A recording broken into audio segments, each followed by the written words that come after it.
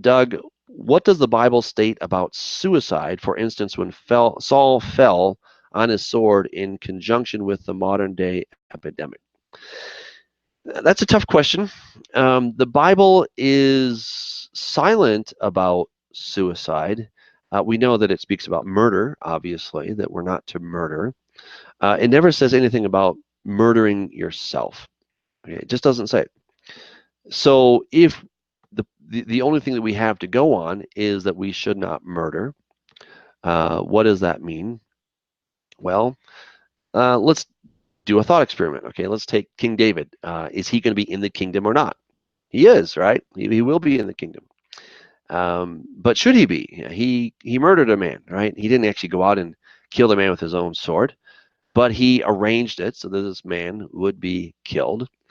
And then God sent the prophet Nathan to confront David, and then David finally overcome with guilt, overcome with this in-your-face kind of statement. He repented, and God worked it in a way that he had to repent because he was confronted with this. Now, somebody that kills themselves obviously cannot be confronted about this later. They don't have an opportunity to repent of this action. So based on those realities, people have surmised, they've deduced that, well, because you can't repent of it, then there's no way to be forgiven of it. I see the logic. I'm not sure that that logic would hold up, especially since we don't have anything where it says that suicide is the unforgivable sin. I don't believe personally that suicide is the unforgivable sin.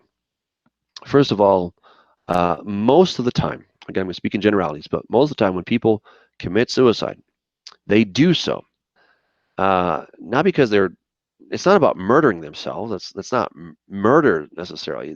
They're trying to get rid of the pain. All right, and in Saul's case, he was told by Samuel that he would go and be with Samuel.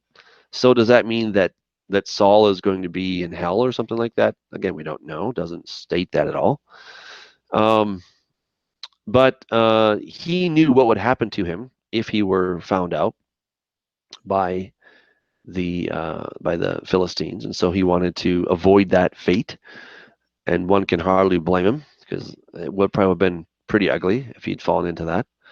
So yeah, he does try to commit suicide, and now again, it doesn't take away the gravity of suicide. It's an awful thing. I don't recommend that people do that, but I think we need to understand that when people do it, they're trying to get away from pain. There's some kind of pain.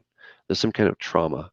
There's something that is so awful in their lives that they would rather jump off a building or whatever it may be.